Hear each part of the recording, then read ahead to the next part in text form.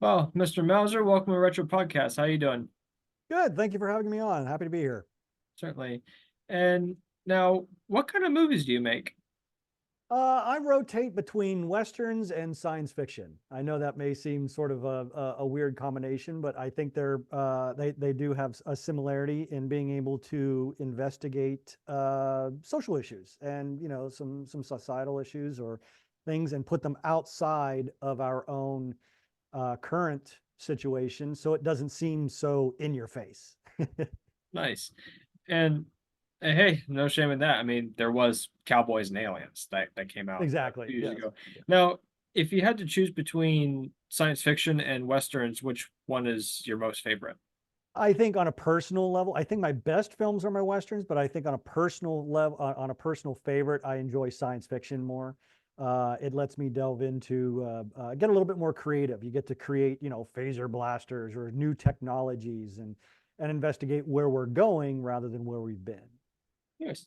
And do you have any like inspirations? Because when you're saying for science fiction films that you get to make new experiments, kind of like what they would do in Star Wars and Tron and Alien.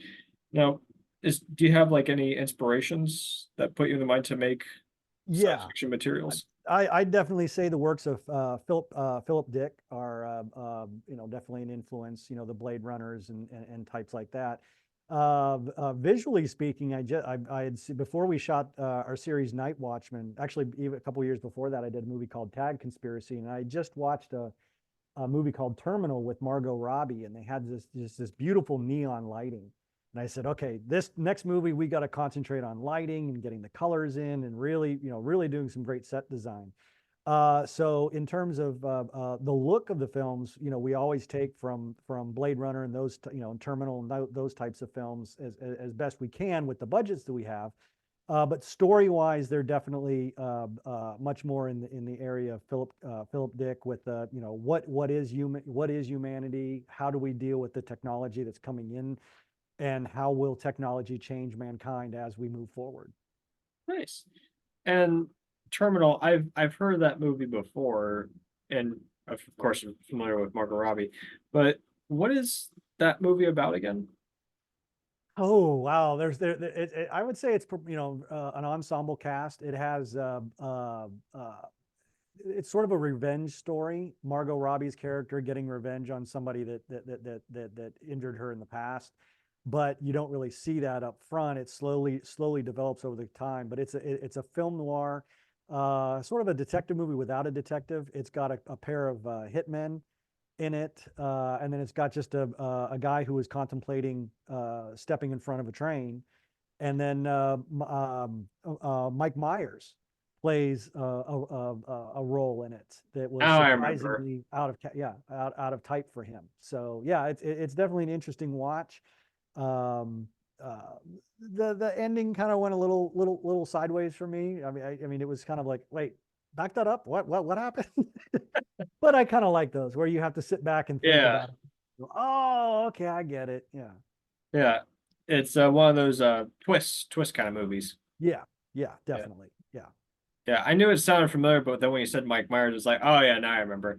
yeah. And have you seen Barbie by any chance? I have not. When we actually had one of our latest westerns, Oldest Posse, at a film festival, and Barbie was playing right next door to us. So it was like, okay, Western versus, where the guys were, where the girls were. So it was an interesting contemplation. I was like, well, I've seen my movie about a half a dozen times. Should I sneak in here and see what see how it, see what this movie's all about? It is on my queue. It is one of those things that everyone has said, you've got to see it. You've got to see it.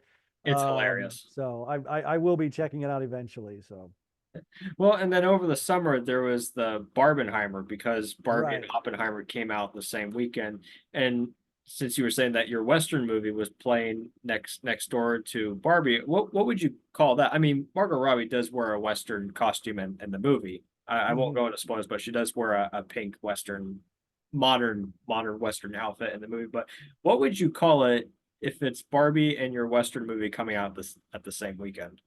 Oh, it's called Oldest Posse. So Barbie Posse. Because I don't want to say Oldest Barbie because then Barbieist. There we go. Barbieist. Good one, Barbie. And now a quick question I have with Western films, like, do you get to work on like a Western ranch, like what they would do with old movies, like old Western ranches? Yes, there's basically two different locations you have in a Western. You'll usually have to rent an old West town, because always at some point your characters will eventually go to town. And we've always tried to keep it in the wilderness and on ranches as much as possible, because it's expensive to rent those towns. But eventually you do have to go to towns. So it's usually the towns, and you can pay a pretty penny for those, because there's extra types of insurance that you have to get and whatnot. And then we try to shoot the majority of them out in the wilderness where there's nothing. And we have a couple ranches out here in San Antonio that some of our friends own. One of them has like a 13,000 acre ranch, and we get to shoot out there. And it's just out in the middle of nowhere. So it gives us a great, you don't have to worry about seeing buildings in the background or hearing cars and go by or anything like that. It's really cool. My grandparents have a ranch as well, and it's almost like being on a Western ranch. It's what really call it a Western ranch? I mean, it's a modern day Mhm. Western ranch, but it's really cool. And now, how is, if I'm allowed to ask, how is like safety precautions besides germ precautions, but like how is safety precautions handled after the Alec Baldwin incident from 3 years ago? Well, we haven't used we've never had a real gun on set. That's one of the rules that I have. We were shooting at a location once at somebody's house, and he wasn't an actor or anything. It was just the house. And he brings out a rifle. I'm like, oh no, get that offset, because we were shooting an action scene. Said, nope, offset, get it, I don't want to hear. And back in the day, we used to use some blank pistols, which had little 8 millimeter rounds. You couldn't even get a real bullet inside of these things. And the barrel is blocked off, and they were top firing. So the gas and the little muzzle flash just escaped off top. But with digital effects being the way they are nowadays, we just use airsoft BB guns and things like that. Some of them have the little, are battery operated or gas powered, so the little slide slips back and it looks like a real pistol. And then we just put the muzzle flash in post. And so especially on our westerns, we have these Denix replicas. They don't fire. You can't put anything in the rounds or in the chamber, and we just do it all digitally. So that was something that we have always taken very seriously, because even the blank pistols can be dangerous if an actor doesn't know how to utilize them. Yeah.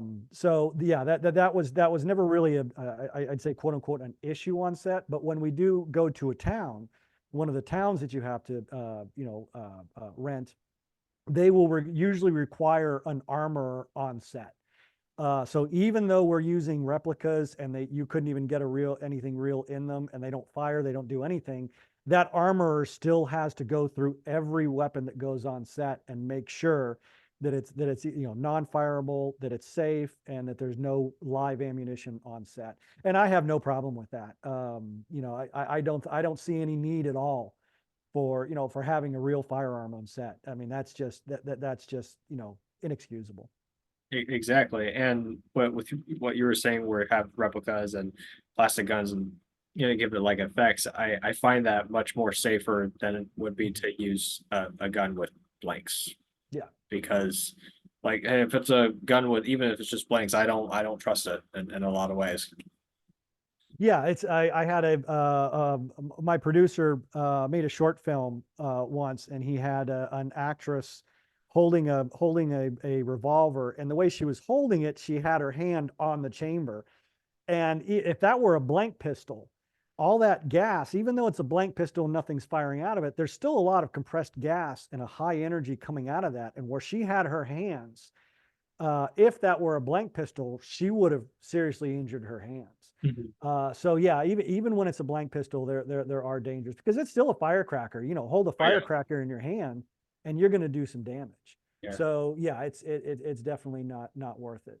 Now there is the to say that, when we were shooting our action films way back in the day and you had the blank pistols, there's something to be said about that. The actors, react properly to it. There's a little bit more of a seriousness and an attitude towards it. But especially nowadays, you just have to rely on the actors to be able to portray that better. If you're low budget and independent, especially, to be able to keep things, safe. Because even on Hollywood sets, accidents go wrong, and people can lose their lives. So Very true. And what's even scarier, I mean, it's cool to see, but what's even scarier is that when you go to Disney World, Florida, for example, and you go to the Star Wars exhibit. I mean, I love Star Wars. The Star Wars exhibit is a fun area because it's something that we've never seen before. But the stormtroopers that Disney cast members dress up as, with some of their big guns that they hold, even though it's toy guns, some of them actually fire flares, which I get it because Disney is trying to make it look like if Star Wars was real. mhm. But it's also scary at the same time because you don't know where that flare is going to go. Yeah, yeah, exactly. There's, yeah, you can't be safe if something's unpredictable. You can, especially on a Western, if you got horses or something like that, there's going to be an element of unpredictability, but you do your best to limit that as much as possible. You don't let an inexperienced person ride a horse. You have to make sure that they've done their due diligence, and they've taken the training. When it comes to sci-fi, that's a great way to, again, getting back to sci-fi, it's a great way to avoid having to have blank pistols, because if you set it a little bit in the future and you have these plasma guns or whatever, we'll usually go down and get, these the Nerf pistols and paint them and add things to them and do a little bit of artwork on them. And, you're completely safe with those. Usually they're plastic, and then you get to do the cool little plasma bursts or laser blast or whatever in post-production. And it makes the film even better, rather than using and taking that risk of using a real firearm on set. Understood. And when it comes to doing laser blasters, besides using digital effects, do you like to experiment with different ways, like to experiment to make laser blasters without anyone getting hurt? Well, actually, it's like, when you're doing things like that, it's like running around the neighborhood when we were 8 or 10, playing cowboys and Indians. It's just pew pew pew pew. You have to have the actors stop doing that, because they'll go.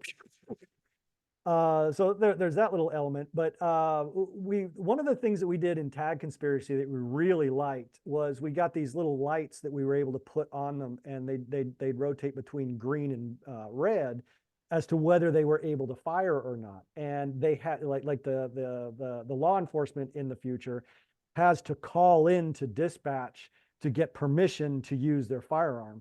So that would be whether the light would turn green or stay red, and it just represent, hey, that gun is locked, it can't fire, and then it would switch over to green. So that was a cool little element that we really liked adding to it. But in terms of the visual effects of the blasters and whatnot, it really is just like we're 10 years old, running around the backyard, playing laser tag or something. That's really really cool.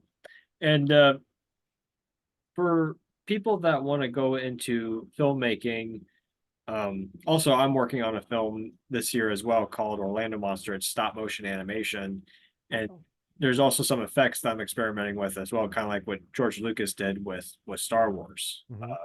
to make it realistic. Now, what is the best advice you would like to pass on to future filmmakers? Get it done. There are going to be problems that pop up. There are going to be times where you think that you just can't finish it.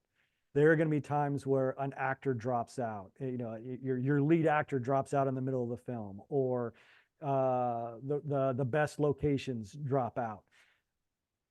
Find a way to finish it, because your reputation as a filmmaker is incredibly important. And in my experience, the one thing that actors appreciate and respect most are the filmmakers who finish their films. Maybe they're not great, maybe they're not perfect, maybe the acting isn't wonderful, maybe the special effects aren't working, but if you're out there finishing your films, and and you're giving the actors something to put in their demo reel, and you have something to show other people, like other director of photographies and cameramen and editors, and you can show them, hey, this is something that I worked on.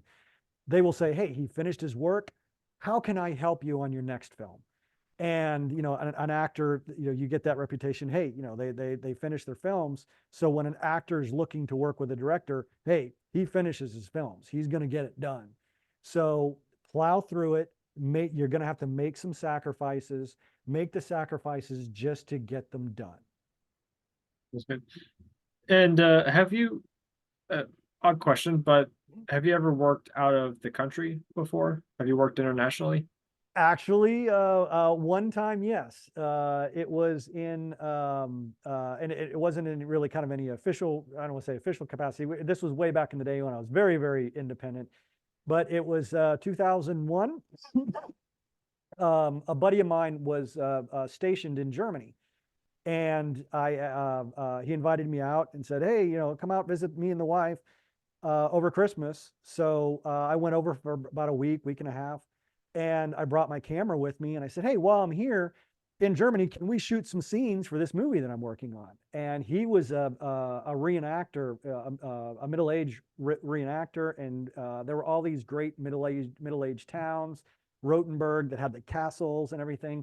So they dressed up in all their, medieval garb, and we went out and we shot some scenes. And we were able to use it in a film a couple years later. So yeah, technically I have, but it wasn't one of those things where I went in and I did the whole official getting the permission to, to do all this. Cause at that time it was just me and my buddies just making a little movie. Nice. Well, I asked that because next year or the year after, I'm going to be working on a short film, and part of it's going to be filmed in the UK. Hmm. And the reason for that is because a couple of our actors are from the UK, and also the location that we're looking at is in the UK as well. And was wondering if I could get some advice about international filmmaking. The best advice is research, because you've got to hit those sites and see what the government sites, to see what your restrictions are. You have to get your permits and your visas and things like that, because now if you're looking to do a for profit, something that's for profit, then or a commercial project, then all of these rules pile down on you. When we were doing it, it was just for fun. And what we weren't planning on it really ever going anywhere.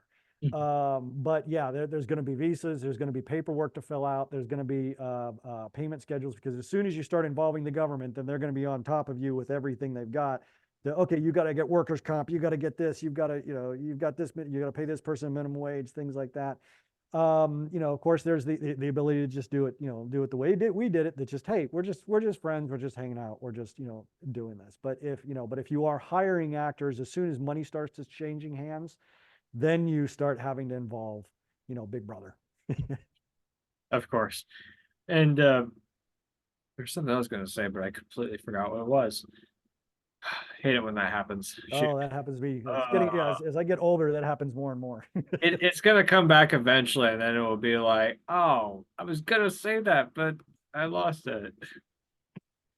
Yeah, it was something about international traveling. But yeah, part of it was, so the short film that I'm working on, it's actually based on a comic book that I have coming out this year. Oh, cool. And part of it's well, part of it will be filmed here in the US, of course, and then the other half will be filmed in the UK, because the two actors I'll be working with in the UK are from the UK, and I also have a friend who's, thank goodness, he's allowing me to film at his place to film that one scene, which is perfect because he's a freelance person that does Christmas all year round, which I don't know how he does it, but he celebrates Christmas every single day. Yeah, I would be done after day 3. I'd be done. But anyhow, so it's a short film based on the comic book, and we're gonna put it in film festivals and sell it to a studio, hoping the studio would buy it and make a feature version out of it. But it's a horror comedy. Yeah, those are fun to do. I've tried my hand at horror films before, but I'm an action guy, so I don't like that long walk down the creepy hallway. I need to get down to the end of the hallway. And then so it always winds up turning into a comedy. Our series Serial Rabbit. The first one we tried to take seriously, and it just did not work. So all the other ones after that have been, just that dark comedy, horror comedy style. So Serial Rabbit was actually supposed to be a horror movie, but then it turned into a horror comedy. Yes. Yeah, I mean, there's some really creepy moments in the first one, but by the third, but by number three, we were just like, okay, this is just so stupid. Let's have fun with it. And that's sort of what it became. Every time we do real serious projects or long-term projects to blow off steam, at the end of that, we would make just the goofy, silly, campy, breaking the fourth wall serial rabbit movies. And so yeah, they're very near and dear to our heart for that reason. When I wrote Orlando Monster, it was intended to be a horror screenplay, which it was. But then later on, I realized that it was a horror comedy. But hey, it still came in both third and first place. And we are coming down to the end of the interview. And for the first one, this one's from my mother. She wants to know if you had to watch one movie for the rest of your life. It doesn't have to be every day, but what would that one movie be? Oh, easy, Casablanca, best movie ever made. Great movie. Yeah. Yeah. Yeah, I've already watched it a couple hundred times. So yeah, that's old hat to me. Definitely Casablanca. And would that be the black and white version or the colored version? The original black and white. You got to have the black and white. When they start bringing in the colorized version, is not the same. It's got a feel to it. It's got a emotion to it. No, it's got to be the black and white. Understood. It's the same way with It's a Wonderful Life. The black and white version is the best. Exactly. Yeah. And for our famous retro question, did you have a famous retro product growing up in the 70s or 80s? Retro product. A retro product. It could be action figure, it could be Oh yeah. Oh, absolutely. I mean, I grew up on the Star Wars action figures, had those, and then GI Joe came out, and we had those. good If I choice. had to say, probably my favorite one, would probably be the GI Joe little motorcycle. I think it was the Ram. And then I always have Breaker on it because Breaker was the one that was on the box. So I had to have him be the one that was riding around on it. Second to him, probably Flash, who had the jet pack. That was probably my next favorite. Did you have any of the ones that had a parachute where like you could just go to the top of a staircase and just drop it and the parachute? Yeah, we'd go in the middle of the street and throw them up in the air, and then sometimes it wouldn't unwind, and they just splat, just go straight down. But yeah, I had some of the parachutes as well. Yeah. Several years ago, and there was a summer where I was swimming by the beach and it was next to this dock and there was this I don't know what these vehicles were, but it's one of those vehicles where it has like a I mean they're designed to fly, but it has like it's a seat with controls and the sorry, I'm really bad at describing, but Oh, it has like an engine on the back that makes the machine fly, but it has that parachute balloon that makes it go up in the air. But there's this one where this guy was just flying around the lake and he was dropping. Uh, they weren't GI Joes, of course, but they were figures with the parachute figures. He was dropping them, and of course, I was 13 at the time, and there was all these other kids trying to catch one. I was one of the first ones to catch one. Oh, that must have been a trip. That must have been so enjoyable for you. It was fun. It was fun, and it's always difficult to try and catch things, whether if something's falling from the sky or even if you're at a football or baseball or even basketball game and they're shooting T-shirts or you know foam Mhm. toys in the audience and you have to try and grab them. Yeah, it's always Yeah. difficult. Oh yeah. Yeah. When was the last game, like sports game, that you went to? Oh gosh, what I went to probably be the ones that when I was working news, I had to go shoot a lot of high school football games. So I guess maybe that was technically the last one I went to. No, it was a hockey game in Corpus Christi with the Ice Rays, I believe it was. That's probably the last one I had because I was working at a marketing company and they got some free tickets and they gave it to some of their employees and I said, hey, I'll give hockey a try. It was fun. It was enjoyable. It was a new experience for me. But that was probably the last sports game I've gone to. Nice. Well, thank you again for taking your time on this episode. Of course, absolutely. Thank you for having me.